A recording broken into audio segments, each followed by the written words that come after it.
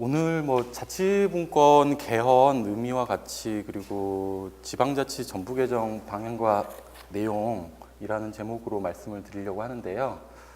사실은 이제 자치분권 또는 지방분권형 개헌을 많이 말씀드렸는데 특별히 오늘은 말씀하셨던 대로 지방자치법이 굉장히 오랜만에 전부 개정을 지금 정부에서 추진을 하고 있고 그 내용이 생각보다 좀 방대하더라고요. 그래서 그 내용들 특별히 또 요청도 하셨고 그래서 네,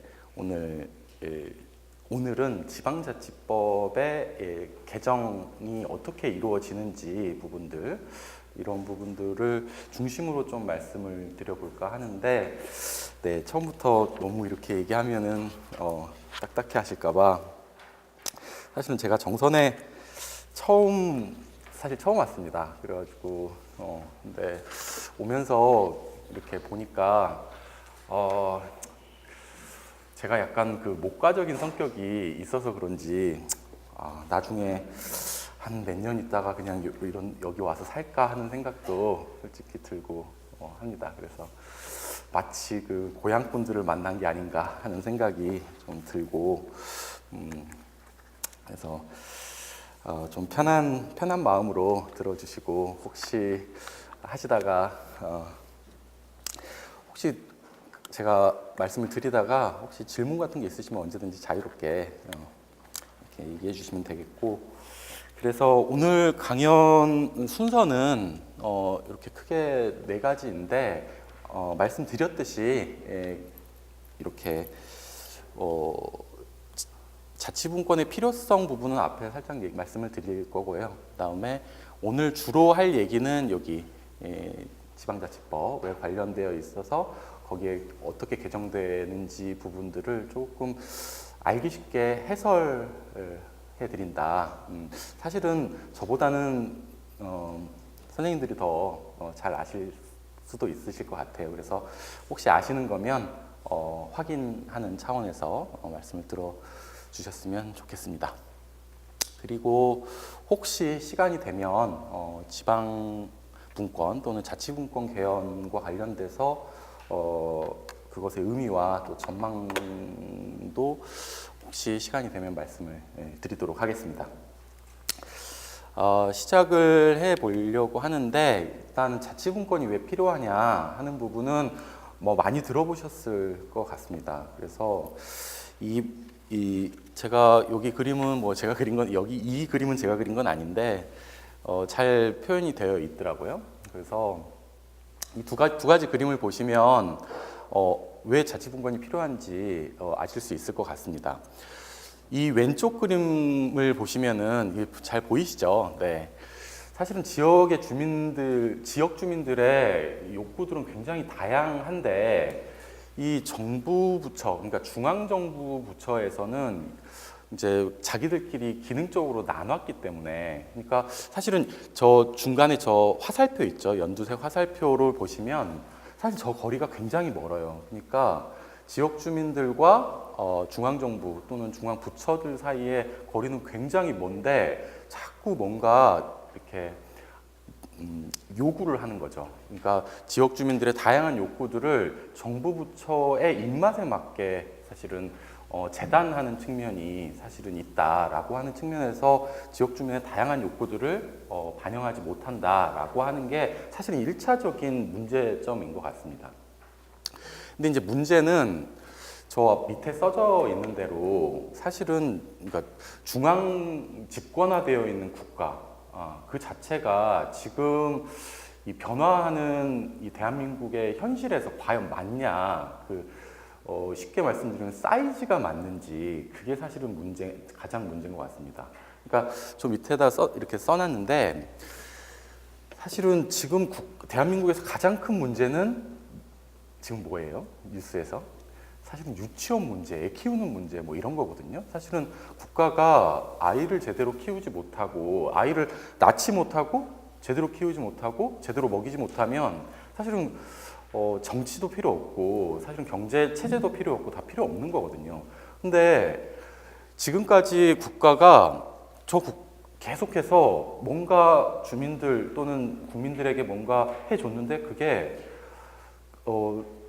너무 덩치가 커가지고 작은 일들을 하기에 그렇게 적합한 사이즈가 지금 아니지 않느냐 하는 평가들이 계속해서 나오고 있고, 사실 좀 가슴 아픈 얘기긴 한데 세월호 문제 같은 경우에도 이 지방분권의 입장에서 보면은 지역에서 무슨 문제가 터졌어요. 그런데 그러면은 그 문제를 어떻게 청와대에서 다 처리를 할 수 있느냐 하는 문제도 사실 있거든요. 그러니까 사실은 밀착되어 있는 정부라든지 또는 집행할 수 있는 기구들이라든지 그런 사람들이 직접 문제를 해결할 수 있었는데 저 멀리 떨어져 있는 국가가 이 문제들을 해결하다 보니까 사실은 해결이 안 되는 거죠. 그러니까 굳이 영어로 하면은 지금 국가는 너무 커요. too big이야. 너무 크다라고 하는 측면이 하나 있습니다. 근데 좀 세계적인 입장에서 보면은 또 반대로 얘기할 수도 있어요. 국가라고 하는 이 사이즈가 세계 경제가 지금 급변하고 있는데 세계화 시대에 이 세계화 시대의 문제를 해결하기에는 사실은 굉장히 또 작다는 느낌도 사실은 있습니다. 제가 깜짝 놀라는 게 사실은 서울을 이렇게 돌아다니다 보면 물론 이태원 같은 데 가면 외국인들 많이 돌아다닙니다. 근데 정말로 우리나라에서 세계화되어 있는 데가 곳이 어딜까 찾아보면은 대개는 이렇게 지역으로 내려오면은 정말로 세계화되어 있는 것 같아요. 그러니까 로컬이 가장 세계화되어 있다라고 굉장히 역설적으로 말씀드릴 수 있는 게, 뭐 정선은 제가 잘 모르겠지만 제가 화성에 살거든요. 근데 화성은 지금 거의 글로벌 시티에 가까워요. 지금 제가 있는 곳은. 그러니까 외국인 노동자들도 많고 사실은 이쪽으로 결혼을 해서 오신 외국인들도 많이 있고, 그러니까 굉장히 세계적인 문제들인데 국가가 이런 문제들에 있어서 이런 지역에 세계화되어 있는 이 로컬의 문제들을 사실은 해결할 수 있느냐 하는 문제도 사실은 그렇게 쉽게 대답할 수 있는 게 아니다. 그러니까 국가라고 하는 게 작은 일 하기에는 너무 크고 큰 일을 하기에는 또 너무 작은 그런 입장에 있지 않느냐 하는 문제. 그리고 저 오른쪽 그림을 보시면은 그럼에도 불구하고 계속해서 국가 그 자체를 유지하려다 보니까 중앙집권, 그러니까 중앙에 있는 그냥 여의도 정치인 거죠. 여의도에 있거나 아니면은 그냥 강화문 저 뒤편에 있는 어떤 청와대 권력, 그 권력을 유지하기 위해서 그냥 지역의 산재한 문제들, 사실은 계속해서 인구는 줄고 하는 이 지역의 문제들을 해결할 수는 없고, 그래서 계속해서 통제하는 거죠. 그래서 계속해서 개편해 나가려고 하면서 어떤 지역은 없어지고 어떤 지역은 그냥 계속해서 비대해지는 현상들이 반복되는 게 아닌가. 그리고 사실 이게 더 심화되어 나가고 있다. 그래서 아이디어는 이런 거죠. 좀 쪼개보자. 쪼개서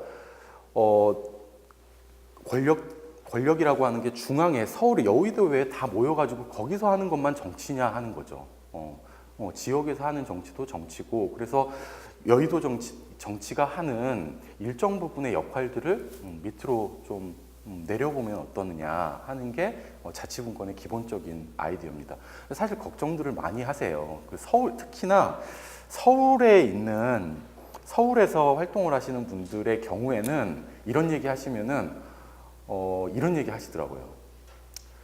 지역 사람들을 믿을 수 있냐는 거예요. 지역 정치라고 하는 게 결론적으로는 지역 이기주의로 가는 거 아니냐. 그러니까 지방에 있는 유지들만 배불리는 거 아니냐, 쉽게 얘기하면 그런 얘기들을 하는데 저는 반문하고 싶더라고요. 그러면은 지금까지 한국의 중앙 정치는 과연 부패하지 않았느냐? 사실은 썩어 문드러질 대로 문드러진 게 사실은 한국 중앙 정치가 아닌가 하는 생각이 사실은 듭니다. 그래서 이게 한 번도 가보지 않은 실험이고 사실은 이렇게 이런 얘기가 참 이게 자연과학하고 다른 게 자연과학은 이렇게 해보면 실험을 해볼 수 있잖아요. 그래서 실패했다 뭐 이렇게 하면 되는데 이런 문제들은 이렇게 실험을 해보기가 참 그렇긴 해요.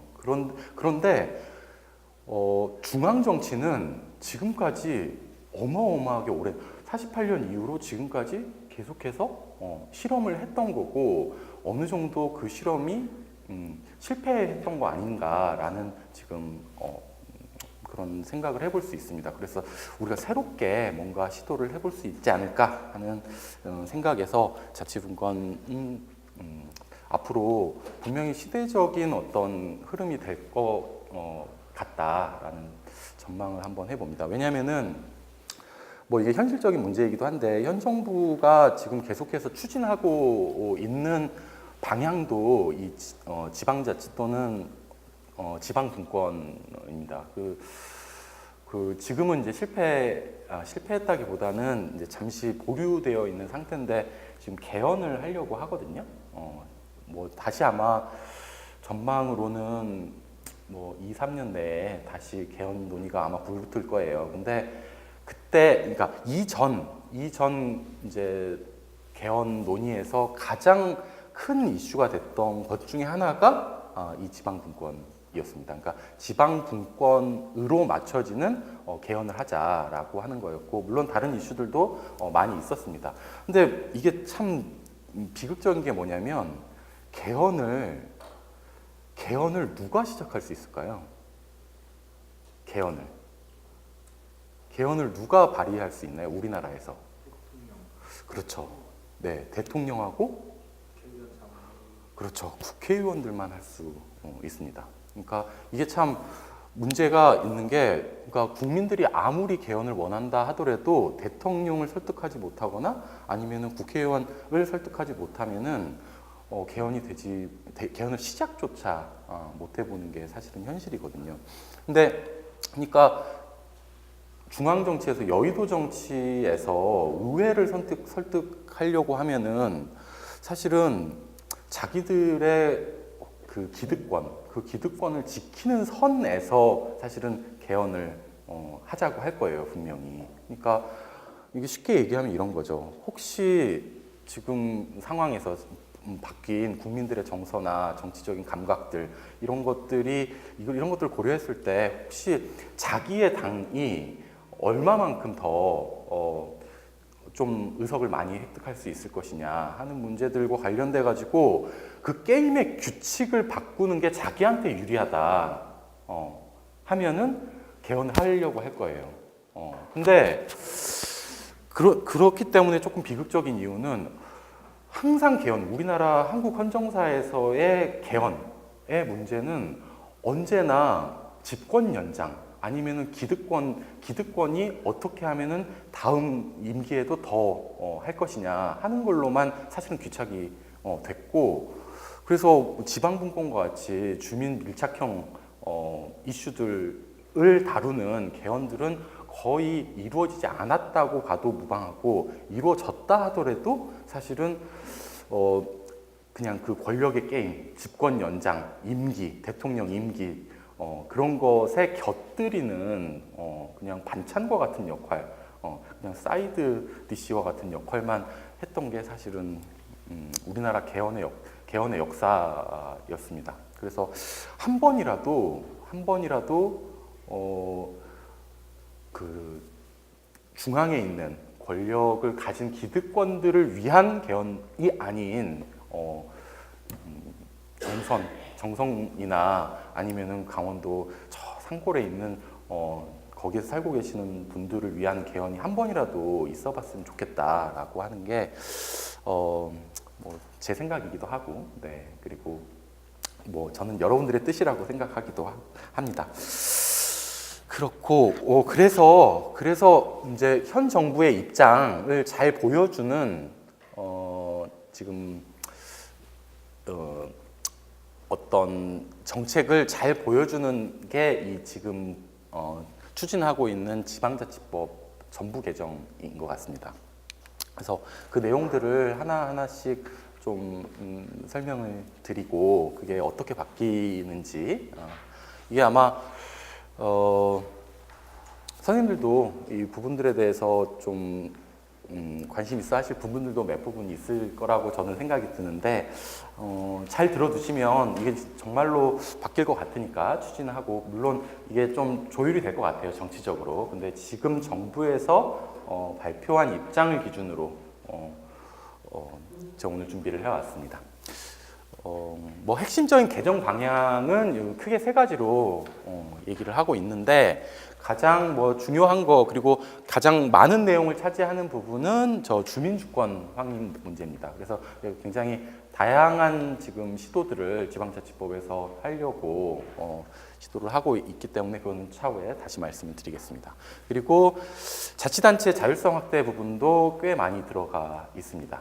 근데 이거는 사실은 살펴보시면 다 들어보시면 아시겠지만 좀 검토해 봐야 될 측면도 분명히 있는 것 같습니다. 그래서 그것도 한번 보시고 그 다음에 중앙지방 관계를 좀 내실을 기하자라고 하는 주제도 있습니다. 근데 유념해서 보실 것들은 저 첫 번째 주민주권 확립 부분이 유념해서 보시면 좋을 것 같습니다. 이거는 목적 규정인데요. 이거는 뭐 원론적인 얘기지만 사실은 이거 원론적인 거 바꾼다 해가지고 뭐 그렇게 크게 바뀌겠느냐 하는 건데 사실은 원론이 굉장히 중요해요. 목적 규정 같은 게. 왜냐하면은 이게 뭐 여러 가지 측면에서 다 중요하긴 한데 뭐 예를 들면 사법적으로 이 문제들을 해결한다 했을 때 사법부가 판단하는 기준이기도 하고 그다음에 국가의 전반적인 방향 또는 지방자치와 관련돼서는 지방자치들 간의 위상 그리고 지방자치단체 그 자체의 위상도 어느 정도 큰 그림을 그리는 거기 때문에 숲을 보기 위해서는 목적 규정도 한번 봐야 하고 이거 개정한다는 거는 뭐 큰 의미가 있는 것 같습니다. 근데 이거는 뭐 선생님들 잘 아실 테지만 이 지금 지방자치법의 큰 흐름은 사실은 요 단체자치 중심이었다. 그러니까 쉽게 말씀드리면은 이게 지방자치단체가 마치 국가의 팔처럼 국가의 연장된 팔처럼 기능을 하는 거예요. 그렇죠. 국가가 하라면은 이렇게 뭐 하게 되는. 그래서 고유사무 같은 게 뭐 있긴 하지만 그렇다고 그래가지고 많이 인정되지 않고 하는 부분들이 왜 그러냐 하면은 이게 단체자치 중심으로 법제가 편성이 되어 있기 때문에 그렇다. 근데 이번 정부 개정안에서 강조하고 있는 게 이제 주민자치인 것 같습니다. 뭐 원론적으로 말씀드리면은 단체자치 중심은 이게 이제 독일이나 프랑스에서 그 이론이 나왔던 거고 주민자치와 같은 경우에는 이제 영국이나 미국 중심으로 나온 건데 주민자치에서 강조하는 것은 주민들이 정치적으로 어떤 행위를 할 수 있고 주체가 될 수 있다라고 하는 게 기본입니다.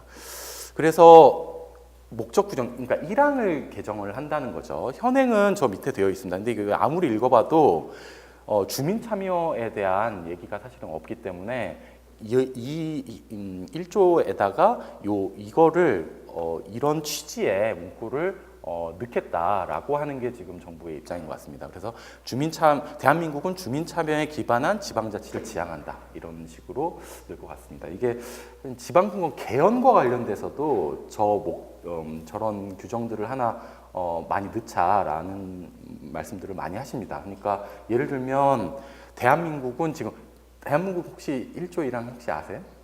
대한민국은 민주공화국이다 이렇게 되어 있죠. 우리나라를 정의 내리고 있거든요. 근데 거기에다가 3항에다가 이렇게 쓰자는 거죠. 대한민국은 자치분권 국가다. 이렇게 사실은 굉장히 뜬금없는 얘기인 것 같은데 사실은 프랑스 같은 나라들도 이런 조항들을 가지고 있어요. 헌법에. 그러니까 프랑스는 자치분권 국가다. 이렇게 써져 있는 거죠. 그러니까 우리나라도 충분히 그렇게 헌법에도 쓸 수 있고 지방자치에도 주민 참여와 관련된 굉장히 폭넓은 규정을 규정할 수 있지 않을까라고 하는 이거는 굉장히 좋은 시도라고 저는 생각이 듭니다. 여부터는 조금 더 구체적인 문제들을 말씀을 한번 드려보려고 하는데요. 이제 첫 번째로는 이 주민 참여권을 강화하자라고 하는 게 첫 번째 나오는 내용입니다. 지금 지방자치법을 이렇게 뒤져보시면은 그래서 주민의 권리가 뭐가 있을까 이렇게 뒤져보시면은 아실 수 있는데 몇 개 안 돼요. 권리 이렇게 컨트롤 F 이렇게 눌러가지고 찾아보시면 그렇게 많지 않습니다. 이게 찾아보니까 저게 세 개가 다더라고요.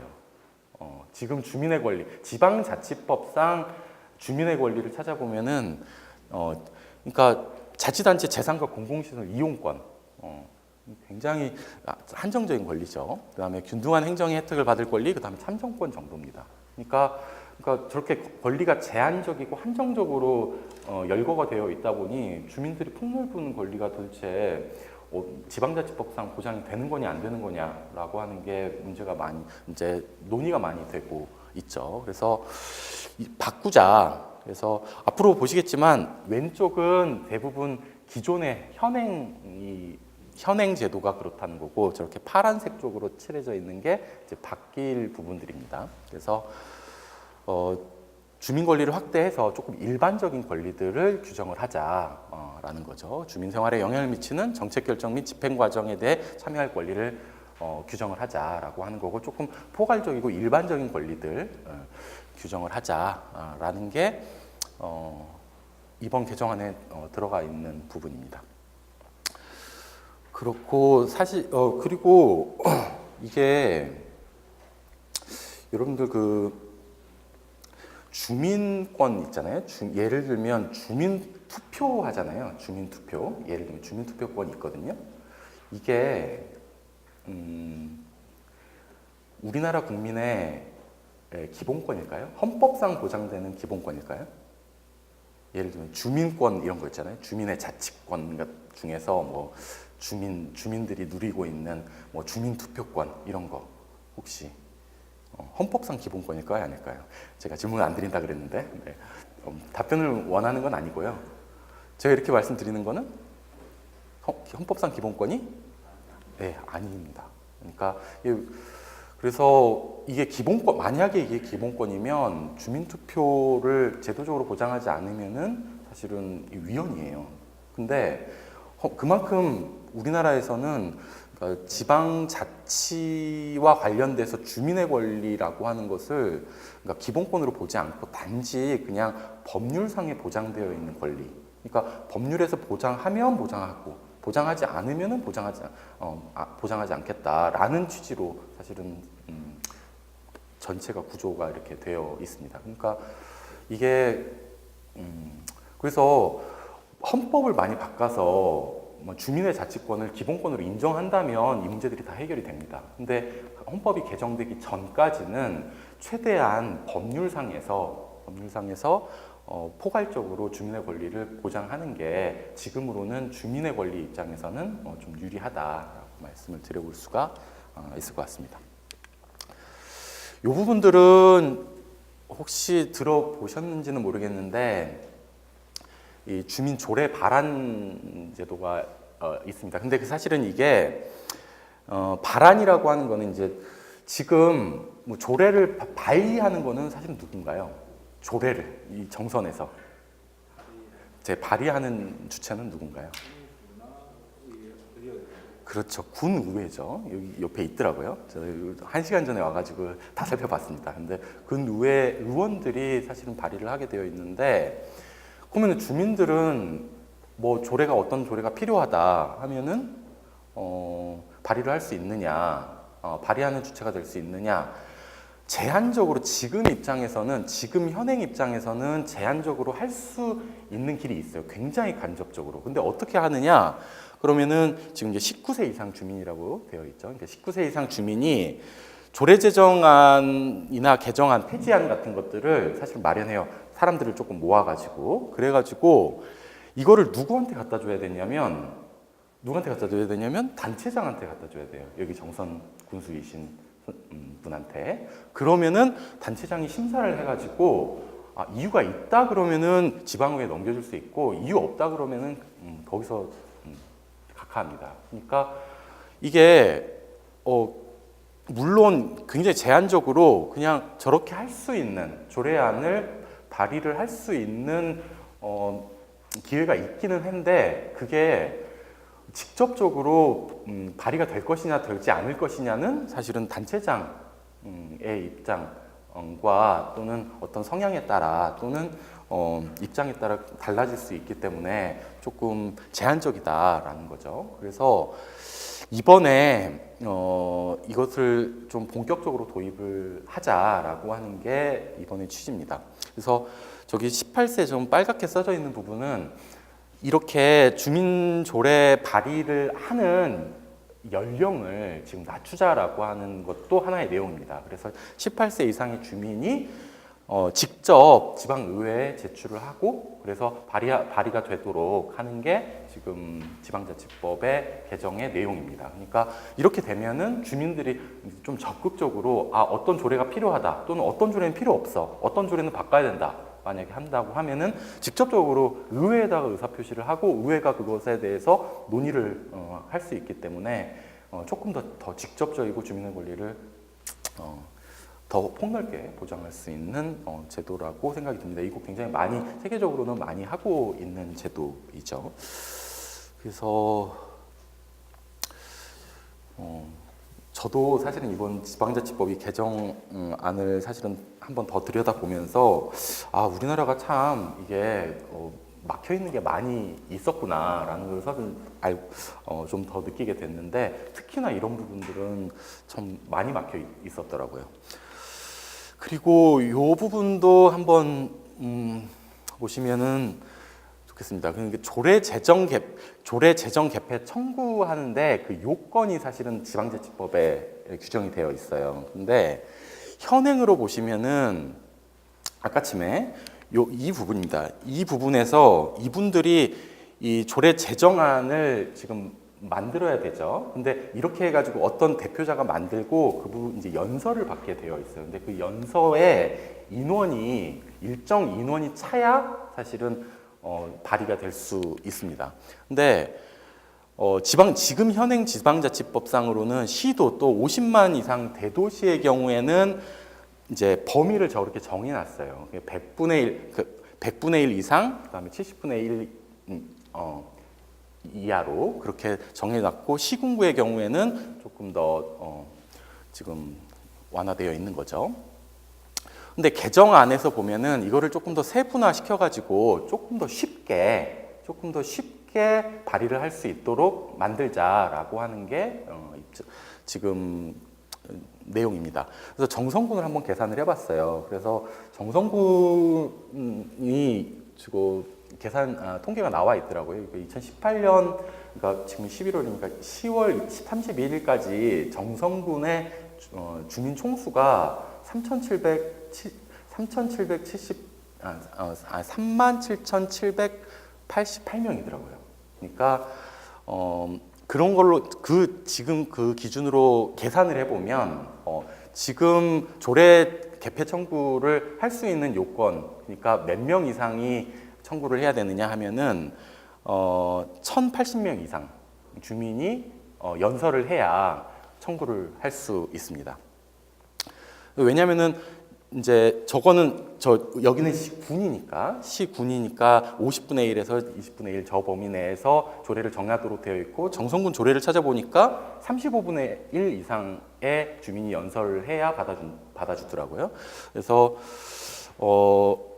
지금은 1,080명 지금 기준으로 조금 더 바뀔 수도 있어요. 근데 개정안 기준으로 다시 계산을 해보면은 조금 더 낮아집니다. 그래서 756명 이하로 조정이 되어야 합니다. 그러니까 그래서 조례도 이제 바뀌어야 하는 거죠. 그러니까 조금 더 작은 숫자의 사람들이 연설을 해도 발의가 될 수 있도록 한다라는 거죠. 그래서 이게 대개는 이제 이런 요건들은 조금 더 계속해서 완화되어 나가려고 하는 추세인 것 같습니다. 주민감사 청구도 좀 비슷한 문제이거든요. 그래서 주민들이 감사를 청구할 수 있어요. 근데 이게 이 주민감사 청구는 직접 정선군 주민들이 정선군에다가 감사를 청구할 수 있는 건 아니고요. 이제 감독청, 다시 얘기하면은 여기는 정선군이니까 강원도로 가야 되겠죠. 도지사한테 청구를 감사안을 제출하게 되어 있죠. 그래서 저분이 이제 도지사분이 수리하거나 또는 각하할 수 있고, 만약에 수리를 해서 이유가 있다 하면은 강원도에서 감사를 실시를 하고, 그래서 만약에 시정되어야 될 게 있다 하면은 이제 정선 군수에게 필요한 조치를 요구할 수 있습니다. 그래서 정선 군이 성실하게 이행을 하고 거기에다가 이제 다시 역으로 위에다가 보고를 하는 방식으로 주민감사는 이루어집니다. 사실은 이거는 지방자치단체 간의 어떤 통제의 문제라서 기초자치단체 입장에서 봤을 때는 통제가 조금 강화되는 측면은 있는 것 같습니다. 근데 지방자치단체의 거버넌스의 입장에서 봤을 때는 그 서로 간의 감시를 할 수 있는 제도라고 생각이 드는데, 이게 이제 그럴 때 정선군 주민이 감사 청구를 할 수 있는 요건, 그러니까 몇 명이 더 모여야 되느냐 하는 부분에 있어서 지금 현행은 정선군과 같은 경우에는 200명 이상 연설을 해야 되거든요. 그리고 시도로 올라가면 500명 이상 연설을 해야 감사 청구가 시작이 되는데, 개정안에서는 이제 그거를 100명으로 지금 하락시켜 놨습니다. 그래서 아마 저렇게 바뀌지 않을까 싶습니다. 그래서 혹시나 기초자치단체에서 감사가 필요하다, 주민들이 그렇게 인식을 하게 되면 그 청구권을 실행하기가 조금 더 쉬워지지 않나라는, 그렇게 볼 수 있을 것 같습니다. 그리고 이거 이제 다시 아까 말씀을 드렸는데, 청구 연령들을 19세, 지금은 다 19세로 통일이 되어 있습니다. 근데 그거를 18세로 내리자라고 추진을 하고 있는 것 같습니다. 그래서 아까 좀 말씀드렸던 이제 조례발안, 그리고 주민감사, 방금 말씀드렸던, 그리고 혹시 주민소송과 같은 경우에도 18세로 하자. 근데 지금 개정안에 주민소환이나 주민투표는 19세로 그대로 유지를 하더라고요. 그러니까 그 이유는 사실 있는 것 같아요. 이제 주민소환과 같은 경우에는 이게 이제 선거권과 연결이 되어 있기 때문에 선거권은 그대로 19세인데 이것만 18세로 내리면은 형평에 맞지 않는 거 아니냐. 그리고 주민투표권과 같은 경우에도 저게 의결권, 일종의 주민들이 가지고 있는 의결권인데 저것만 18세로 내리면 안 되지 않냐라는 입장에서 저 두 제도는 19세를 그대로 유지하고 있고, 나머지 주민 바람 감사 소송과 같은 경우에는 18세로 하향 조정을 하자, 이렇게 정리를 하고 있는 것 같습니다. 그리고 이 부분도 이거 참 재밌는 부분이었죠. 혹시 다 기억하실지 모르겠어요. 주민투표와 관련돼 가지고 이 마지막 이 사진 한번 이거 혹시 이 사진이 기억이 나시는지 모르겠는데, 오세훈 예전에 서울시장이었어요. 근데 무릎 꿇고 하는 이유가 자기 그때 무상급식 문제와 관련돼 가지고 주민투표를 한번 붙였어요. 오세훈 서울시장이 그랬는데, 이 투표가 무산이 되면 자기 서울시장 사퇴하겠다 약속을 했어요. 그랬는데 실제로 그게 주민투표가 개표가 무산이 돼버렸죠. 그래가지고 오세훈 시장이 그때 이제 잠깐 다시 조금 있다가 사퇴하게 되는 이제 계기가 됐던 제도가 지금 말씀드리는 제도입니다. 이 현행 제도로는 저 마지막 개표 기준만 보시면 주민투표권자 총수의 3분의 1 이상이 투표를 하지 않으면은 아예 투표를 했는데 개표 자체를 안 해요. 개표함을 열지 않습니다. 그리고 그거 그냥 폐기하게 되어 있거든요. 그러니까 근데 그 기준을 아예 없애자, 지금 개정안에서는. 그래서 개표 기준을 아예 없애고 그 대신에 확정 요건을 조금 도입을 하자, 이렇게 주장을 하고 있습니다. 그다음에 주민투표는 이게 그러니까 전체, 그러니까 우리나라 전체로 따지면 국민투표가 지역으로 내려온 거예요.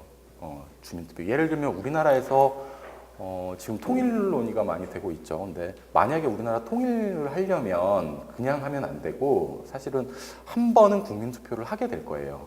대통령이 국민투표를 부의하거나 해가지고. 근데 어쨌든 국가에서 굉장히 중요한 정책을 결정을 할 때 국민투표를 하는 것처럼 지역에서도 지역 현안, 굉장히 중요한 정책 결정과 같은 경우에는 주민투표를 할 수가 있습니다.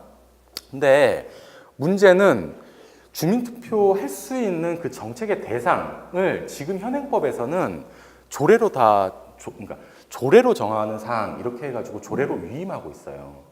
그러다 보니까 조례로 만약에 지역별로 조례로 안 정해 놓고 있으면은 그냥 주민투표 자체가 시작을 할 수 없는 상황입니다. 그래서 저 부분 조례로 정하는 사항 저 부분을 빼자. 그렇게 되면은 그냥 주요 결정사항 모두가 다 포함되기 때문에 주민투표를 어떠한 대상이든 할 수 있게끔 할 수가 있다라는 거고 지금 실시구역의 최소 단위는 읍면동입니다. 그러니까 읍면동에서까지는 주민투표를 할 수 있는데 그 더 밑으로 내려가는 단위에서는 주민투표를 할 수 없도록 하고 있는데 지금은 그렇게 막고 있습니다. 근데 그것도 폐지를 하자. 그래서 실시구역의 최소 단위도 폐지를 하자라고 하는 게 현행 지금 추진하고 있는 개정안의 내용입니다. 다음에 뭐 작은 내용이지만 주민투표 온라인 청구제도 도입을 하죠. 지금은 전부 다 청구인 명부를 쓰게 되어 있는데 서면으로, 근데 온라인으로 할 수 있게 하고 있습니다. 그리고 요 비슷한 내용인데 주민소환도 이게 평상시에는 별로 있지는 않으실 거예요. 근데 이게 한번 문제가 되면은 이제 지방자치단체 같은 경우에는 발칵 뒤집어지는 사안이죠. 소환을 하자. 다시 얘기하면 리콜하는 거거든요. 자치단체장이 뭔가 크게 잘못을 했다. 엊그제 뉴스를 보니까 법관 지금 사법농단 사태가 지금 점입가경인데 법관을 탄핵하자 뭐 이런 얘기 있었거든요. 근데 법관은 탄핵 이외에는 그러니까 이렇게 자리에서 물러나게 할 방법이 사실은 마땅히 잘 없습니다. 여러분 다 경험하셨겠지만 대통령 등등의 고위 공무원들은 그렇거든요. 근데 국회의원들 리콜할 수 있을까요, 없을까요? 그러니까 소환을 할 수 있을까요, 없을까요? 국회의원이 한 번 당선이 됐어요. 임기가 4년이잖아요. 근데 중간에 저 국회의원이 정말 자격이 아예 없다는 게 밝혀졌어요. 임기 내에. 국민들은 이제 전부 다 민심이 이반이 됐어. 다 돌아섰어. 그렇다 그래가지고 내려오게 할 수 있을까요, 없을까요? 국회의원들 사실은 없습니다. 네, 국회의원들은 사실은 아예 없습니다. 오직 할 수 있는 방법은 차기 선거를 기다려가지고 차기 선거에서 선거로 심판하는 방법밖에 없어요. 그러니까 사실은 어떻게 보면 대통령보다 더 강해요. 왜냐하면 대통령은 사실은 5년 한 번 하고 그 다음에는 중임할 수 없기 때문에 다시 못하고 그 다음에 잘못하면은 보셨듯이 탄핵도 되고 그렇잖아요. 근데 국회의원들은 탄핵도 안 되면서 몇 선이고 계속 할 수 있어요. 그러니까 그래서 뭐 8선 국회의원이 있고 뭐 이렇잖아요. 그러니까 평생을 사실은 직업이 국회의원이었던 분들도 사실 많이 있고 어쨌든 그래서 소환되지 않는 권력이 사실은 국회의원의 권력이라고 한다면 근데 그러니까 이 지방자치단체의 수준에서 보면은 이게 소환을 할 수 있습니다. 다시 얘기하면 국민들이 일정하게 소환을 하자, 다시 끌어내리자라고 하면 할 수 있는 제도가 마련이 되어 있는데 그 청구 요건도 지금 주민 소환에 관한 법률에서 다 정하고 있습니다. 근데 지금 보시면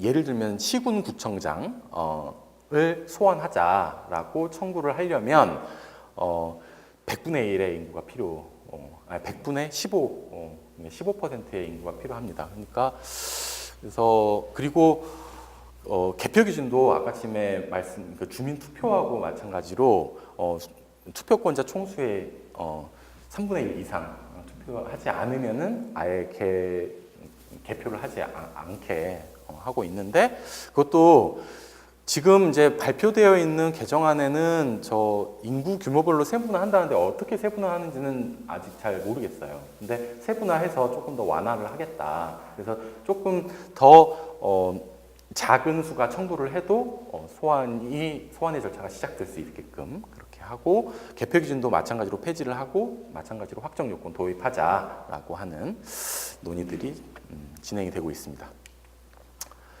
그리고 이 부분은 뭐 간단히 넘어갈 수 있는 부분 같은데 주민자치회가 지금 시범 실시되고 있거든요. 근데 그게 법에 근거가 있느냐 하면은 굳이 따지면은 법의 근거가 살짝 있긴 있는 것 같습니다. 그러니까 지방자치분권 및 뭐 저 법률이 있는데 지방분권법이라고 부르거든요. 저 법에 실시할 수 있다, 설치할 수 있다라고 규정이 되어 있는데 그래서 지금 이 시범 실시하고 있어요. 근데 개정 안에서는 아예 지방자치법에 그 근거 규정을 아예 담자라고 하는 거. 사실 저도 들은 얘기고 저도 뭐 스위스 같은 데 가보진 않았는데 갔다 오신 분들 얘기를 들어보니까 저 굉장히 작은 단위잖아요. 주민자치회와 같은 경우에는. 근데 그럼 거의 권한이 없잖아요. 우리나라 같은 경우에는 그냥 할 수 있는 일이라고 하는 거 저 마을 축제, 체육대 행사 뭐 이런 거잖아요. 그래서 뭐 저런 게 무슨 뭐 어떤 정치적인 역할을 할 수 있을 거냐, 큰 역할을 할 수 있을 거냐 이렇게 생각을 하는데 스위스 얘기를 들어보니까 굉장히 강력하더라고요. 그러니까 주민자치회를 열면 주민들이 거의 다 많이 온대요. 그래가지고 거기서 뭘 결정하냐면 예를 들면 이런 거죠. 어떤 외국인 선수가 있는데 그 선수를 우리나라로 귀화할 것이냐 말 것이냐 하는 요건을 주민자치회에서 결정을 한대요. 그러니까 권한이 굉장히 센 거죠. 지금 우리나라에서는 그러니까 법무부에서나 할 것 같은 그런 일들을 주민자치회에서 자기의 본래 권한으로 행사를 하고 있기 때문에 그래서 지방자치가 뭐 전망은 어떨지 모르겠으나 만약에 좀 더 심화가 된다 하면은 이 주민자치회도 조금 더 권한이 강화돼야 되지 않을까 이런 생각이 있습니다. 그리고 사실 이 부분은 한번 좀 유념해서 한번 봐주십시오. 요 부분이 최근 쟁점이 되고 있기도 하더라고요. 근데 이게 지방분권 개헌과 관련돼서도 중요한 이슈 중에 하나예요. 이게 뭐냐면 기관 구성을 어떻게 할 거냐 하는 문제인데 지금은 정선구는 어떻게 돼 있냐면 여기 군청이 있고 이게 집행기관이죠. 그렇죠? 그리고 사실은 입법기관은 의회가 있죠. 군의회가. 그러니까 사실은 이거를 기관 분리형이라고 불러요. 기관 분리. 기관이 분리되어 있고 서로 견제하게 되어 있는데 이게 이제 그러니까 마치 그냥 중앙정부에서 행정부와 입법부가 나눠져 있는 거와 같은 거죠. 그리고 우리나라에서도 우리나라 대통령 중심제예요, 아니면 의원 내각제예요? 그렇죠. 의원 내각제 요소를 살짝 가미하고 있는 대통령제라고 그냥 정리를 하고 있는데 어쨌든 대통령 중심제라는 거잖아요. 그리고 지방도 마찬가지예요. 그러니까 의회가 중심입니까? 아니면은 여기 군청이 중심입니까? 여기는 군청, 그렇죠. 군청 중심이죠. 그러니까 군청 중심이라는 얘기는 군수 중심이라는 얘기예요. 그렇죠. 그러니까 단체장 중심으로 기관이 구성되어 있고 의회가 따로 떨어져 나가 있는 형태인 거죠. 근데 그러면은 이게 다른 지방엔 다르냐 했을 때 다를까요? 같을까요? 당연히 다 같아요. 그렇죠. 기관 구성이 천편일률과 같이 다 같다는 거예요. 이게 되게 우리나라는 이게 워낙 이렇게 통일되어 있는 걸 좋아해서 그러는 건지 어쩐 건지 모르겠는데 다 통일되어 있어요. 규격이 다 똑같다는 거죠. 그래서 참 놀라워요. 뭐 예를 들면 어느 시청이 신청사를 지었다 그러면은 막 또 크게 또 지어야 돼요. 뭐 이런 식으로. 그럼 아무튼 다 통일되어 되어가는 이런 입장인데 이거를 좀 이 자치 조직권을 보장하자. 다시 얘기하면 예를 들면 수원시면 수원시에 맞는 조직이 있을 거 아니에요? 또 광주광역시면 광주광역시에 맞는 조직, 정선군이면 정선군에 맞는 조직, 그런 조직이 따로 있을, 조직의 형태가 따로 있을 텐데 그것들을 획일적으로 법에 정해놓고 뭐 군수 있어야 되고 아니면 시장 있어야 되고 의회 몇 명이고 의회 의원 몇 명이고 이런 식으로 다 획일화 시켜 놓으면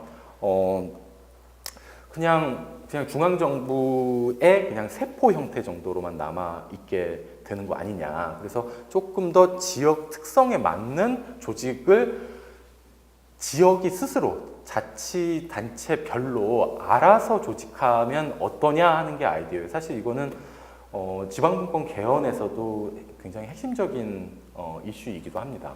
근데 이 부분이 그러니까 이런 거죠. 이렇게 굉장히 많이 있잖아요, 지자체들이. 그러면은 어디는 그냥 지금처럼 단체장 중심형으로 가자는 거죠. 만약에 거기서 그렇게 결정을 하면. 근데 이건 좀 단체장 중심형은 조금 우리 지역에는 잘 안 맞아.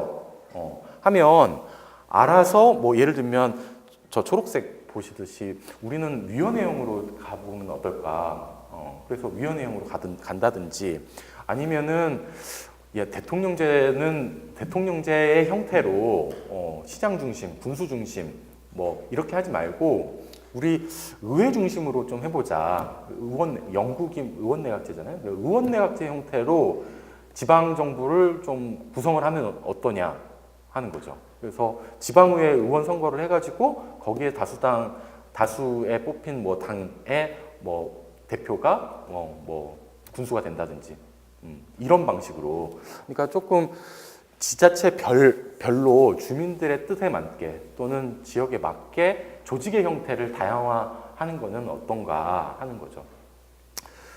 그런데 사실은 이 부분은 굉장히 많은 부분을 바꿔야 돼요. 그렇지 않습니까? 이미 다 군청 지었고 의회 지었기 때문에 또 워낙 익숙한 문제잖아요. 이게 익숙한 체제고 그래서 저렇게 바꾸는 게 막 쉽지는 않을 것 같아요. 근데 이거는 정말 상상력의 문제이고 왜 굳이 우리가 다 이런 조직의 형태만 갖느냐? 왜 대통령제의 축소 형태만 우리가 다 지방자치단체를 운영을 하느냐 하는 부분은 한번 생각을 해볼 문제인 것 같습니다. 근데 이게 워낙 크게 바뀌어야 하는 문제이기 때문에 이번 지방자치법에서는 저것의 근거만 법률에서 만들어 놓고 이건 이제 차후에 한번 국민들의 여론을 수렴을 해가지고 많이 원하면은 조금 실행을 해보고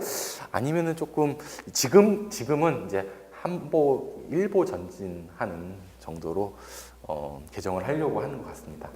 굉장히 중요한 부분 중에 하나고 이 부분이 다시 말씀드리자면 우리나라가 이제 개헌을 한다, 헌법을 개정한다 했을 때 지방자치에서 굉장히 중요한 요소로 들어올 것 같습니다.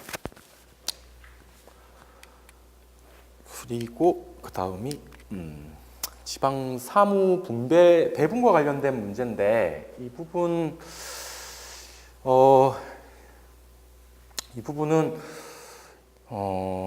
이 평가를 어떻게 해야 될지 사실은 지금 제가 이 시간에 이 평가를 제 주관적인 입장에서 평가를 하는 거는 조금 좀 어폐가 있는 것 같고 또 능력도 부족하고 그런데 이 부분은 국가지방 사무배분 문제는 굉장히 오래된 문제고 그다음에 고유 사무 있고 단체 위임 사무 있고 기관 위임 사무 대개는 다 기관 위임 사무인데 이런 부분들과 관련돼 가지고 사무분배의 분명한 원칙들이 사실은 우리나라에서 법적으로도 잘 정리되어 있지 않고 행정적으로도 그렇게 크게 정확하게 기준이 나눠져 있지 않기 때문에 이것을 오래된 수건이에요. 지방 지역의 문제와 관련돼 가지고는. 근데 그렇게 명확하진 않는 것 같아요.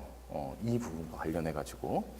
물론 이런 거 그러니까 원칙이나 의무 지금 현행은 당연히 다 미규정되어 있고 구속력도 없어요. 근데 개정안과 관련돼서도 사무배분의 기준을 규정을 하겠다. 그리고 원칙에 대해서 뭐 준수 의무를 부과하겠다. 근데 대개는 다 원론의 수준에서 되어 있는 것 같고, 보충성 원칙, 뭐 불경합성의 원칙, 자기책임성 원칙, 저게 뭐 모르냐 이거죠. 그러니까 근데 저게 원칙 수준에서만 저렇게 규정이 돼 있고 실제로 어떻게 나눠지느냐 하는 것을 개정안의 어떤 취지에서 잘 나타나 있지는 않다라는 거. 그래서 이 개정안 나오고 나가지고 각 지방자치단체의 장들이 이 평가를 많이 내려놨어요. 근데 뭐 대개는 이제 환영을 많이 했는데 이제 평가를 하자면 이런 사무배분의 기준과 관련돼서 좀 미흡하지 않느냐 하는 평가도 많이 있는 것 같습니다.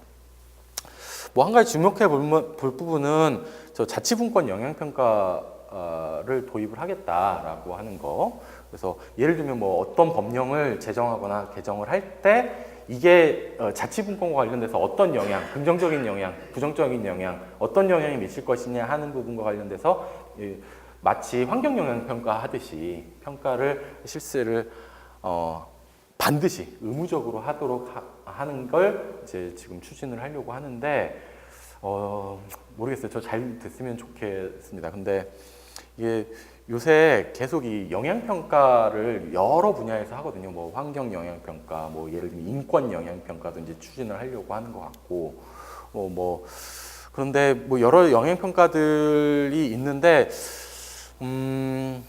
아직 그러니까 자치분권 영향평가가 어떻게 구체적으로 이루어질 것이냐 하는 부분은 최소한 저는 잘 못 본 것 같아요. 뭐 어떻게 점수를 매기고 어떤 기준에 의해서.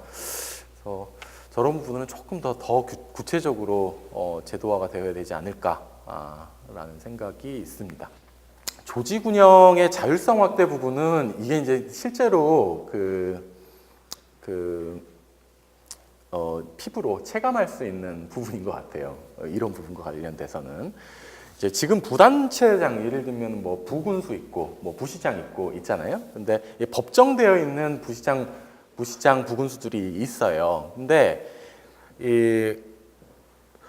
꼭 저렇게 숫자가 정해져 있는 인원수가 정해져 있는 거죠. 정수가. 근데 이 부분을 만약에 뭐 어떤 지자체에서는 조금 더 부군 또는 부시장이 또는 부지사가 더 필요한 지역이 있을 거 아니에요? 그러면은 조례를 정해서 자율적으로 한 명이나 두 명 정도를 더 둘 수 있도록 하는 거죠. 그러니까 정선과 같은 경우에 뭐 예를 들면 특정 업무, 뭐 정선에서는 정선에서만 필요한 어떤 특정한 사업이 필요하다 하면은 조례를 정해가지고 부군수를 임명하고 거기서 특정 업무들을 수행할 수 있도록 하는 뭐 그렇게 되면은 지역의 특성에 맞게 조금 더 일을 원활하게 추진을 할 수 있지 않을까라는 거죠.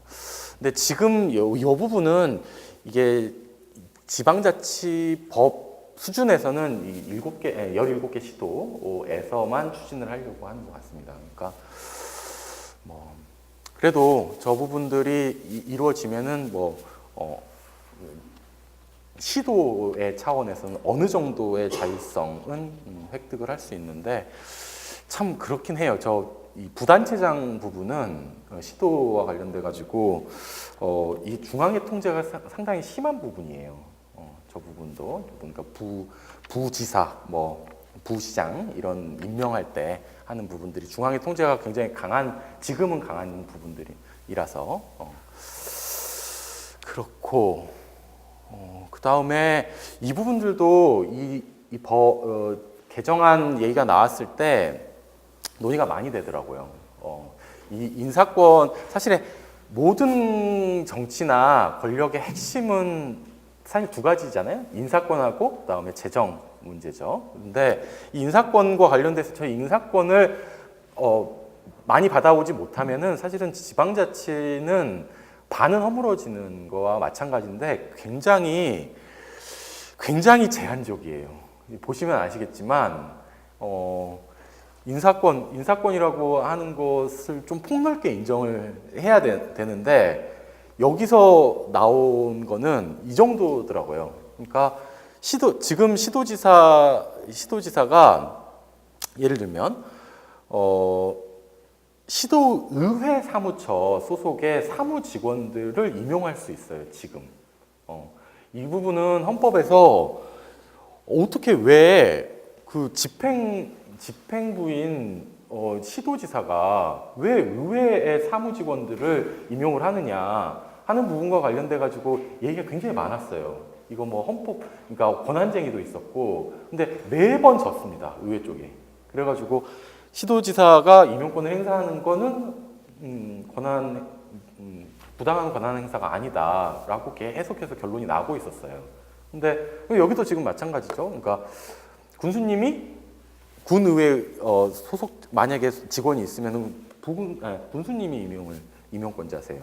근데 이 부분을 의회의 입지를 조금 더 높이자라는 측면에서 시도의회 의장이 임용권을 행사하는 걸로 이렇게 되어 있습니다. 근데 문제는 지금 상황의 개정안은 그 시도의회 차원에서만 이렇게 시도를 하는 거고 아직 이 시군구의 차원에서는 앞으로 조금 더 지켜보자는 입장인 것 같습니다. 왜냐하면은 이게 시도의 직원 수는 뭐 100명, 평균 100명 이상이고 이 시군구 차원에서 평균 직원의 평균 수는 17명 정도밖에 안 되기 때문에 시군구의 차원에서 조금 더 놔두고 시도 차원에서 조금 시도를 해보자라고 하는 게 지금 취지입니다. 근데 문제는 이거죠. 인사권을 독립해서 준다고 하면서 이게 그냥 시도지사에게 가지고 있는 임용권을 시도의 의장한테 준다. 이게 무슨 인사권의 독립인 건가 하는 게 좀 저는 의문이더라고요.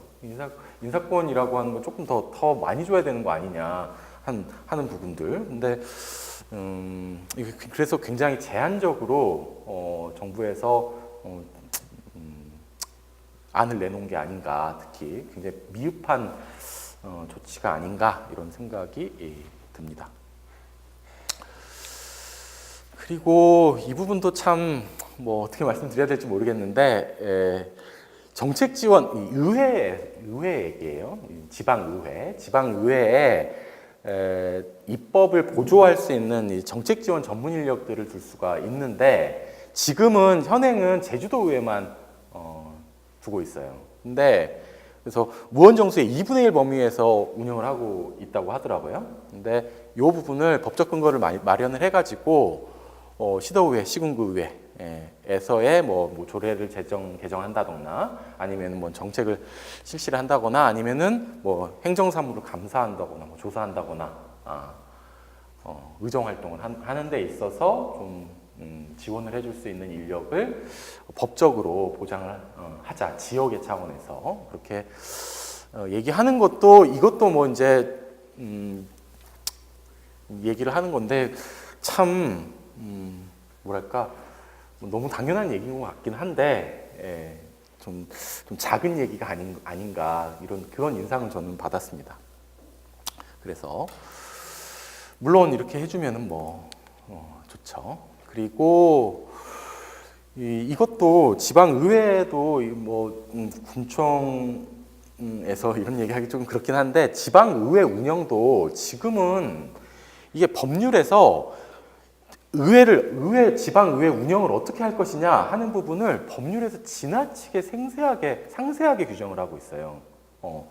그러다 보니까 이거 뭐 회의 운영과 관련돼서도 전부 다 법률 찾아봐야 되고 자기들이 조례로 할 수 있는 부분들 자기들이 규칙으로 할 수 있는 부분들의 폭이 굉장히 좁은 거죠. 그래서 너무 저렇게 상세하게 규정을 하지 말고 법률에서 지방의회의 운영의 절차라든지 방식이라든지 이런 것들은 폭넓게 그냥 조례에다가 위임을 하고 조례에서 알아서 정해서 지방의회 스스로 네, 운영할 수 있도록 그렇게 하자라고 하는. 네.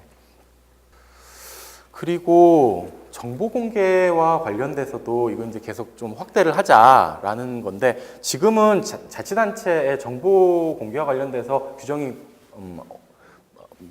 되어 있지 않고, 그다음에 요 밑에 써져 있지만 의회 의정 활동과 관련돼서도 이제 이게 분산적으로 공개되어 있기 때문에 이거를 통합적으로 관리하는 시스템이 사실은 지금 없습니다. 그래서 개정 안에서는 정보 공개, 지방자치단체 수준에서의 정보 공개와 관련된 일반적인 규정들을 신설을 하자라고 개정을 하려고 하는 것 같고, 그다음에 이제 점점 그렇게 하겠다는 건데, 의회 의정 활동을 종합적으로 공개를 하고 차후에 할 수 있으면은 이 통합 플랫폼도 구축을 해가지고 언제든지 지역 주민들이 의정 활동 또는 군정에 관련돼 가지고 손쉽게 접근을 할 수 있는 어떤 플랫폼을 만들자라고 하는 것도 내용으로 들어가 있습니다. 이게 사실 굉장히 중요해요. 정보 공개와 관련돼서 주민들이 직접적으로 어떤 정보 지자체와 관련된 사항들을 알아야 뭐 문제를 제기해서 뭐 조례를 발의를 하거나 아니면은 주민 투표를 한다거나 뭐 여러 가지. 그다음에 또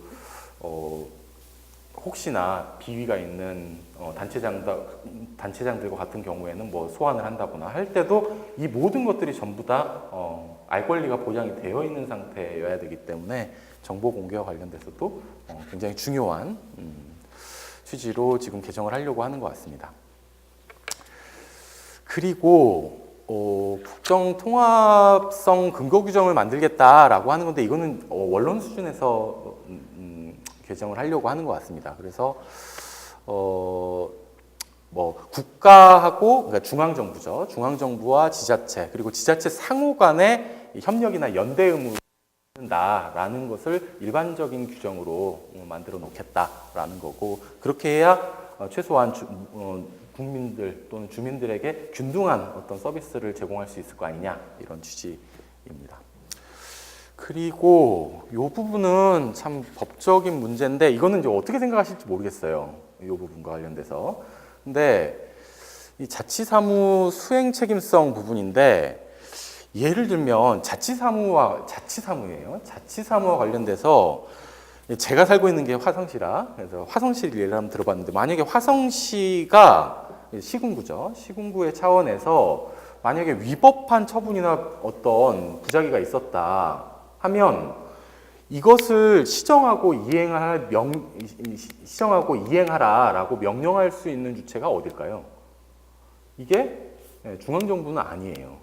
대한민국 정부, 중앙정부는 아니고 경기도에서 할 수 있어요. 그러니까 시도의 차원에서 시행이나 이행 명령을 할 수가 있는데, 만약에 시군구에서 위법한 처분을 했는데 그것을 그 감독청인 경기도에서 하지 않는다, 상급청인 경기도에서 하지 않는다 하면 현행 입장에서는 대한민국 정부에서 그 어떤 명령이나 이행 명령을 할 수가 없어요. 지금 상황에서는. 그렇기 때문에 조금 주민들의 입장에서는 그냥 위법한 상태가 계속해서 방치되는 입장이거든요. 근데 개정에서는 만약에 같은 상황이 벌어진다 했을 때 중앙정부가 시정 명령이나 또는 이행 명령을 할 수 있게끔 하도록 해서 시군구의 위법성은 통제를 할 수 있도록 이제 바꾸자라고 하는 겁니다. 근데 이게 제가 조금 조심스러운 게, 이게 지방자치법이다 보니까 자치의 부분에서는 이게 조금 더 중앙정부의 통제를 강화하고 있잖아요. 시군구 지방 기초의 차원에서 위법했으면은 자정할 수 있는 노력 시스템을 마련하는 게 자치인 건지, 아니면은 그럼에도 불구하고 중앙정부에서 통제를 하고 명령을 하는 게 맞는 건지 이 부분은 좀 논의를 해봐야 될 것 같긴 한데 그럼에도 불구하고 지금 지방자치법의 개정 부분은 중앙에서 일단 통제를 하는 게 실효성을 더 높이는 거 아니냐 이렇게 보고 있는 것 같습니다. 그래서 이 부분은 이렇게 바뀔 것 같다. 만약에 기초자치단체에서 위법한 처분했을 때 잘못하면 정부에서 시정명령이 날아올 가능성도 존재한다라는 거죠. 그다음에 지방의회 책임성 확보 부분과 관련돼 가지고 윤리특위 얘기를 하더라고요. 그래서 이 부분도 이제 자체적인 정화의 노력을 의무화하는 거죠. 그래서 윤리특별위원회 지금은 윤리특별위원회의 설치가 임의 규정이에요. 그러니까 해도 되고 설치를 해도 되고 안 해도 되고. 근데 그걸 의무로 설치를 하도록 하고 그다음에 윤리심사 자문위를 설치를 해서 이 자문위는 근데 민간위원으로 구성을 하고 그래서 필수적으로 윤리적인 문제가 생기면 자문위의 의견을 청취할 수 있도록 하는 거죠. 그래서 지방의회의 책임성을 조금 더 강화하자라는 취지로 개정을 하려고 하는 것 같습니다. 그다음에 이 부분은 협력 강화를 제도화하는 부분인데 지금은 요 중앙하고 지방의 협의 기구를 중앙지방단체 정책협의회라는 이름으로 저렇게 사진 보시듯이 저렇게 열고 있더라고요. 그런데 저 사진을 가만히 보시면은 저 가운데에 김부겸 장관이 앉아 있어요. 그러니까 저기에 지금 협의회 의장은 지금 행안부 장관이 되는 거죠. 근데 개정할 때는 이제 이름을 달리하여서 자치발전협력회의로 바꿔서 설치 운영하자. 그리고 거기에 의장을 대통령으로 하고 공동 의장으로 지역의 인사들을 배치를 하자라고 하는 거죠. 그래서 공동 부의장의 국무총리 그리고 시도의회 협의회장 이렇게 하도록 하면은 조금 더 중앙지방의 협의체를 조금 더 실질화할 수 있지 않을까 이런 생각을 하는 것 같습니다. 그리고 단체장 인수위는 정선은 어떻게 하는지 모르겠어요. 근데 지금은 이게 단체장이 바뀔 때 인수위 규정 자체가 없기 때문에 뭐 대통령처럼 인수위를 어떻게 구성해야 된다, 몇 명으로 구성해야 된다, 뭐 인수위원은 몇 명까지다, 뭐 이런 규정이 없어요. 그러다 보니까 큰 지방자치단체 같은 경우에는 이 인수위 자체가 너무 과도하게 운영이 되고 있었어요. 그러니까 막 인수위 뭐 이런 게 없기 때문에 그냥 막 굉장히 큰 규모로 운영을 하는 거죠. 그래서 과도한 운영, 또 어떻게 해야 되는지에 대해서 별다른 법적 근거가 없었는데 단체장 인수위를 구성을 해서 적정 기준을 법률로 명수를 하자. 그래서 예로 들고 있는 게 광역의 경우에는 20명 이내, 그다음에 기초로 하면은 15명 이내 이렇게 인수위를 구성하는 게 적정하다 기준을 제시하고 있습니다. 그리고 특별지방자치단체인데 이 부분과 관련돼서 뭐 특별지방자치단체 세부 규정 사실은 지금은 없죠. 근데 그 설치 운영해서 혹시 저 밑에 보시듯이 교통 환경 같이 이제 광역적이고 예를 들면 지역적인 행정 수요에 대응할 수 있는 특별지방자치단체를 만들 수 있게 하고 이제 그러면은 그 특별지방자치단체에서의 뭐 예를 들면 의원들은 어떻게 할 것이냐, 뭐 겸직을 할 수 있게 하고, 그다음에 뭐 단체장 같은 경우에는 의회에서 간선할 수 있게끔 해서 어떤 행정 수요를 빨리빨리 대응할 수 있는 지방자치단체를 만들 수 있는 거죠. 행정협의회 부분은 이거는 뭐 지금은 행정협의회가 지방의회 의결 필요하거든요. 근데 이 부분을 지방의회 의결 필요 없게 조금 절차를 간소화해가지고 보고만 할 수 있도록 하자라고 하는 거. 그래서 대부분은 이렇게 간소화하고 완화하는 취지로 개정을 하려고 하는 것 같습니다. 그리고 뭐 행정적, 재정적 지원 근거를 마련하는 부분도 명시를 하고 있고, 요게 아마 개정안의 마지막 내용인데 대도시 특례입니다. 사실 이 부분 보시면은 조금 어떻게 생각하실지 모르겠는데 대도시가 지금 이제 생기고 있으니까 그 부분과 지금 그냥 마찬가지로 기초자치단체로 남겨둘 것이냐 아니면 조금 더 특별한 위상을 부여할 것이냐 하는 문제예요. 근데 이제 그 기준을 100만으로 잡고 있는 것 같습니다. 100만. 그래서 만약에 100만 이상의 대도시이면 특례시라는 명칭을 부여를 하자. 근데 지금 주소 바뀐 지도 얼마 안 됐는데 특례시 부여하면 이제 주소가 다시 보정되어야 하기 때문에 이 혼란은 있을 것 같아가지고 어떻게 할지는 잘 모르겠어요. 근데 어쨌든 특례시 뭐 명칭을 부여하거나 아니면 추가적으로 사무특례를 확대를 하면 좋겠다라는 취지인데 이거 갖고 지금 엄청 싸우고 있는 것 같아요. 왜냐면 세 보니까 100만 넘는 도시를 보니까 수원용인 고향 창원 정도더라고요. 근데 저 도시들이 넘는다는 거죠. 근데 문제는 그래서 대도시 특례의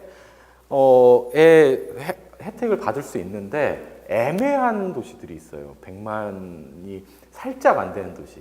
가장 억울한 지금 도시가 성남시더라고요. 그러니까 6월 기준으로 보니까 100만이 살짝 안 되게 96만 3천 명 정도 되더라고요. 그러니까 어떤 통계에 의하면은 4천 명 더 있고, 그러니까 한 3천 명 정도 더 3천 명 정도 비더라고요. 그러니까 3천 명만 더 전입으로 오면은 대도시 특례가 받고, 그렇지 않으면은 못 받고, 그래서 저렇게 기계적으로 100만으로 자르는 게 과연 옳은가라고 지금 주장을 하는 것 같습니다. 그래서 뉴스를 찾아보시면 성남시 지금에서는 성남시장이 저렇게 기계적으로 자르면 안 된다. 조금 더 실질적으로 봐야 된다. 이런 식으로 주장을 하고 있습니다. 그래서 지금까지 살펴보신 게 지방자치와 관련돼 가지고 개정을 하는 내용인데 어떻게 들으셨는지 모르겠어요. 조금 어떤 부분은 좀 획기적으로 바뀐 부분들도 있고, 특히나 앞부분 말씀드렸듯이 이제 주민자치와 관련돼서 특히나 주민들의 실질적인 권리들, 특히나 정치적인 권리들을 확대하는 부분은 조금 전향적으로 생각을 한 것 같은데 개정되고, 근데 문제는 이 뒷부분들인 것 같아요. 뒷부분들, 특히나 지자체의 권한 분배와 관련돼 가지고 굉장히 소극적으로 개정하려고 하는 의도도 조금 보이고, 아니면은 큰 문제가 되는 부분들은 조금 유보해 놓는 부분들도 분명히 있습니다. 그래서 이 부분들은 조금 더 논의를 해봐야 될 것 같아요. 그리고 아직 이제 의견 수렴을 지금 하고 있는 것 같으니까 앞으로 좀 차후 논의를 지켜보시는 것도 나쁘지 않을 것 같다, 이렇게 생각이 들고, 지방분권 개헌과 관련돼 가지고 몇 가지 이제 지방분권 개헌은 왜 지방자치 얘기를 하는데, 지방자치가 필요하다는 것도 알겠고, 또 지방자치가 우리나라에서 나아가야 할 방향이다라는 것에 있어서도 이견을 제시한 사람 크게 많지는 않아요. 근데 왜 지방분권이나 지방자치를 하려고 하는데 왜 하필 개헌이 필요하냐 하는 부분이에요. 그러니까 왜 헌법을 바꿔야 이게 지방분권이라고 하는 게 조금 더 한 발 더 나아갈 수 있다, 이렇게 주장을 하느냐 하는 건데, 물론 이 앞에 보셨듯이 이 앞에 그 지방자치법 이 하는 거를 보시면 아시겠지만, 이 법률의 차원에서 이것을 조금 개정하고 하는 것은 분명히 한계가 있어요. 그러니까 왜냐하면은 그거는 기존의 중앙과 지방이 중앙정부 위주로 지방을 활용하는 방식. 다시 얘기하면은 그냥 지역 정치, 지방 정치는 그냥 중앙 정치에서 주방 정치로 흘러 들어오는 정치 지도자들의 어떤 배우지 정도의 역할.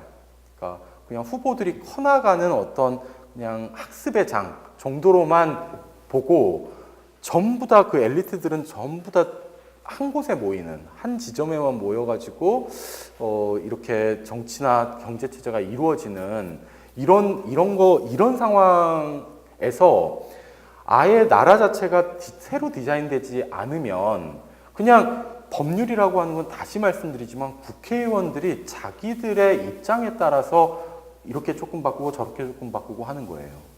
그러다 보니까 자기들의 입지가 흔들리는 상황이 오면 절대로 그렇게 바꾸지 않습니다. 그러니까 예를 들면 지방자치를 획기적으로 바꾸지는 않을 거예요. 지금 방금 보셨듯이 이 지방자치법 개정안도 사실 정부에서 추진하고 있는 거고 의회는 사실은 어떻게 할지 정확하게 모르겠습니다. 그러니까 그렇기 때문에 이 기득권을 넘어서려면은 어떻게 되든 법률을 개정할 수 있는 권한을 넘어선 권력이 사실 필요해요. 근데 법률을 개정할 수 있는 권력 그 너머가 어디냐 하는 거예요. 그게 어디냐 그러면은 헌법을 개정할 수 있는 권력인 거죠. 그러니까 근데 그럼 누가 헌법을 개정할 수 있느냐 하면 사실은 그것도 아까 지금 처음에도 말씀드렸지만 거기 또 사실은 국회의원하고 대통령이에요. 그러니까 이게 좀 정치적인 문제로 다 모이는 건데 결국에는 국민들이 법률의 차원에서 조금씩 지방자치를 확대를 할 거냐 아니면은 그것들을 통제하고 그것들을 새로 디자인할 수 있는 헌법의 차원에서 좀 크게 바꿀 것이냐 하는 문제에 있어서 국민들이 결단을 하고 어디에다가 압력을 가할 거냐 어디에다가 자신의 힘을 실을 것이냐 하는 거예요. 근데 지금 의회에다가 계속 실어봐야 의회는 꿈쩍도 하지 않습니다. 왜냐하면 소환도 되지 않고 다시 말씀드리지만 임기도 다 정해져 있고 그 임기 끝나면은 또다시 다른 선거에 의해서 다시 지역주의 정치에 의해서 또 선거할 거예요. 그래서 또 당선될 거고 그 체제는 계속해서 이어져 간다. 그렇기 때문에 거기에도 물론 선거에 참여해가지고 중앙정부를 조금 더 개선하는 것도 맞지만 그거에 더해서 정말로 국가를 새로 디자인하고 싶다 하면은 개헌이 사실은 답이 아닐까라는 생각이고 저는 이게 항상 의문이거든요. 이게 이제 이게 있어요. 선거를 한다거나 아니면 혹시나 개헌을 한다 하면은 이게 국민들이 자기의 이익을 정치에 투입해야 되잖아요. 그러니까 자기한테 유리한 사람을 뽑아야 돼요. 쉽게 말씀드리면.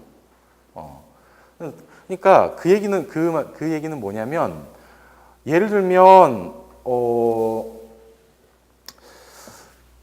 자기가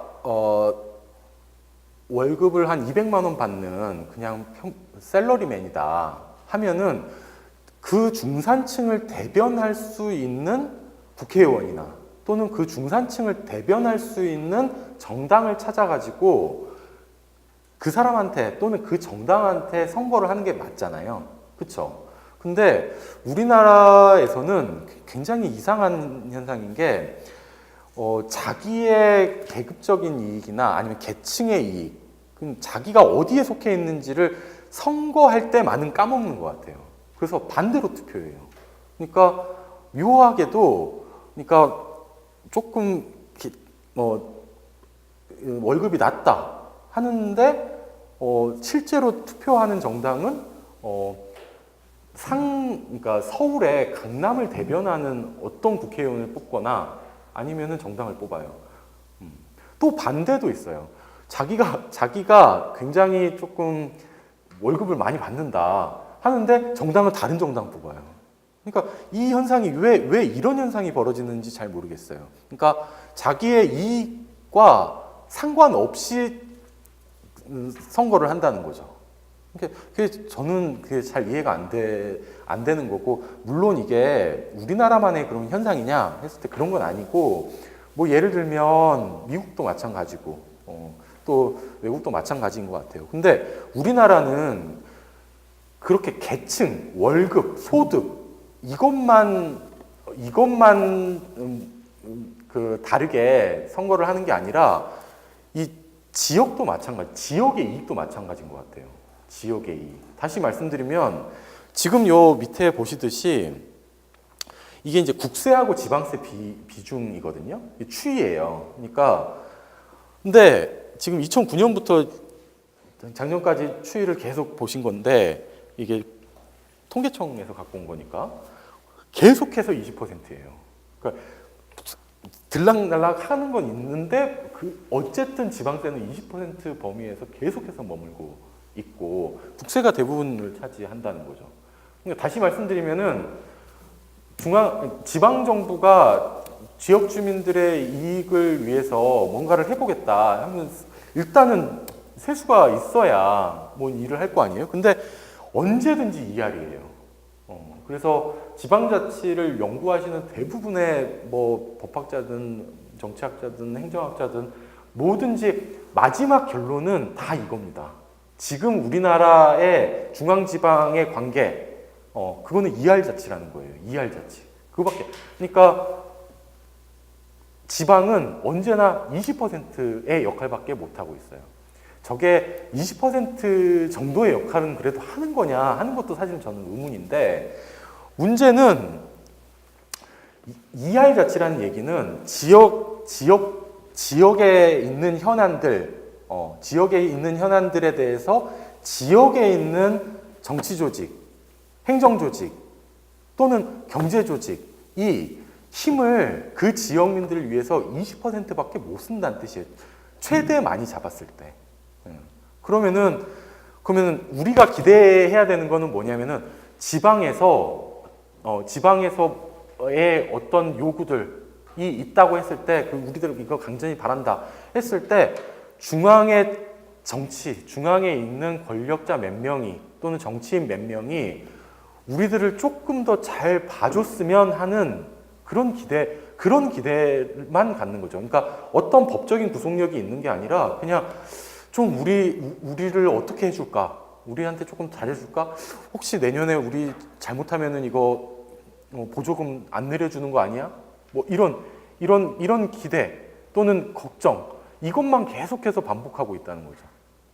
왜 이러냐는 거죠. 왜 20%의 권력만을 가지고서 중앙에서 조금 더 더해주자, 마치 그 구걸하듯이 행정력을 또 지원을 받게 하는 이런 것들을 왜 계속 반복하고 지속하고 있는지 저는 사실 솔직히 모르겠어요. 이게 충분히 이게 민주주의의 기본 원리도 그런 건데, 민주주의라는 게 뭐예요? 결론적으로는 주민들의 또는 국민들의 이익에 맞는 정부를 선택하고 그거를 구성하고 정부가 국민들을 위해서 뭔가 혜택을 분배하고 서비스를 제공하고 하는 거잖아요. 이게 왜 중앙정부가 스스로 자립화되고 자율적인 존재가 돼가지고 뭐 이걸 배분한다, 너는 이렇게 배분한다. 결국에 그렇게 배분했던 역사가 지금 그냥 수도권 과밀화 밖에 더 되지 않았느냐 하는 거예요. 왜 지역에서 애들을 찾아볼 수가 없어요. 지역에서. 정말 놀라웠던 게 제가 고향 광주거든요. 근데 광주에 제가 나왔던 초등학교가 있었어요. 근데 그 옆 초등학교가 있었는데 그 옆 초등학교 그 전까지는 한 반에 막 50명씩 그렇게 있었거든요. 그리고 반이 뭐 10반 막 이렇게 있어. 한 학년에 막 500명 있었는데 지금 전교생이 100명이 안 되더라고요. 전교생이. 그러니까 광주라는 사실 큰 도시들도 그런 입장인데, 사실 지역으로 내려가면은 그냥 전교생 3명 뭐 이런 거예요. 그러니까 지역은 내려갈수록 아예 사람이 살 수 없는 공간이 되고 지역은 지역대로 사람이 살 수 없는 공간이 되고 위는 위에 올라가가지고 홍시루에 그냥 콩나물처럼 과밀하게 살면서 뭐 환경 문제 같은 거, 교통 문제 같은 거 그런 거 계속해서 발생을 하고 사실은 막 극악한 범죄들이 이런 거 있잖아요. 그게 대부분 다 그게 도시에서 소외되어 있는 사람들의 기본적인 정서에서 사실은 그런 극악한 범죄들도 생겨나는 거거든요. 그러니까 이런 문제, 저런 문제들을 다 생각해 봤을 때, 왜 우리가, 기존에 해왔던 이런 집권 중심의 정치 또는 경제 체제를 계속해서 지속을 해야 되느냐 하는 문제를 한번 꼭 생각해 봐 주셨으면 좋겠어요. 물론 우리나라에서는 여러 가지 사정들이 사실은 있었거든요. 우리나라에서는 왜냐하면은 뭐 어떻게 생각하실지 모르겠어요. 그러니까 우리나라는 중앙 집권을 하게 되는 이유가 사실 우리나라가 워낙 그러니까 못 살았죠, 사실은. 그래가지고 딱 어떤 중앙에서 딱 잡고, 그러니까 개발 독재라고 하죠. 그래서 권위주의 정부가 잡고 그 경제 정책을 실현하고 정치를 실행을 하다 보니까 이렇게 중앙 정치가 이제 고착화된 건데, 모르겠어요. 근데 앞으로도 그럴 거냐, 앞으로도 계속 이래야 되느냐 하는 게 사실은 문제예요. 앞으로도 계속 이래야 되느냐는 조금 다른 문제지 않습니까? 옛날에는 그랬다. 그래서 권위주의 정부가 조금 독재적인 방식으로 경제 또는 정치를 끌어올려야 되는 측면이 있었다 손 치더라도 앞으로도 계속 이럴 거냐 하는 문제는 조금 다른 문제가 아닐까 하는 문제. 그리고 사실은 이것도 있어요. 지방분권과 관련돼서 큰 문제는 이런 것 같습니다.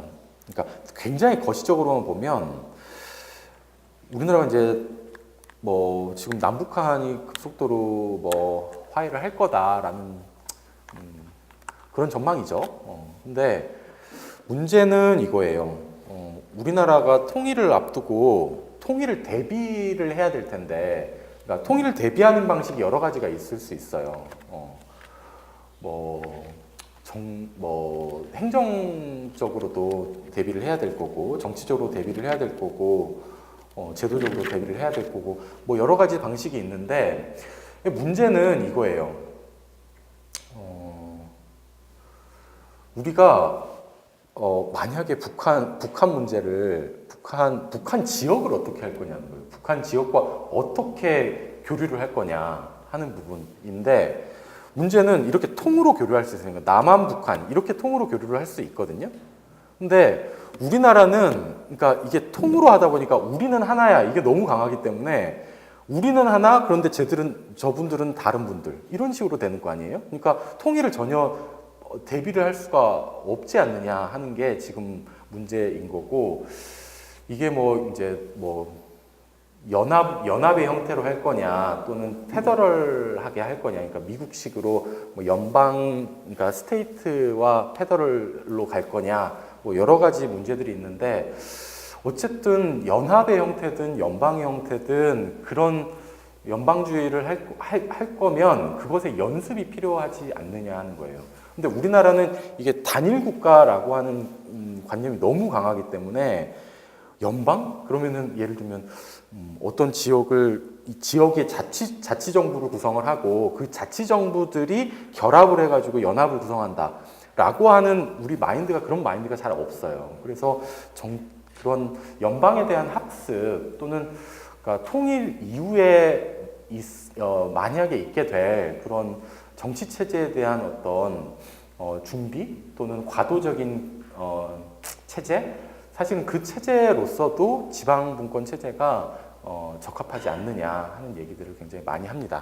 그래서 우리나라 지금 현실, 지금의 경제적, 정치적 현실, 그리고 주민들의 직접적인 이익을 대변하지 못하는 중앙정부, 그리고 그 중앙정부의 단지 어떤 기능만 대신 하는 게 아닌가 하는 지자체의 문제들, 그리고 우리나라가 앞으로 처하게 될 여러 가지 정치적인 현실들, 뭐 예를 들면 통일, 그런 여러 가지 문제들을 다 고려해 봤을 때도 지방 분권의 문제가 굉장히 중요한 문제가 아닐까, 뭐 그런 생각을 하고 있습니다.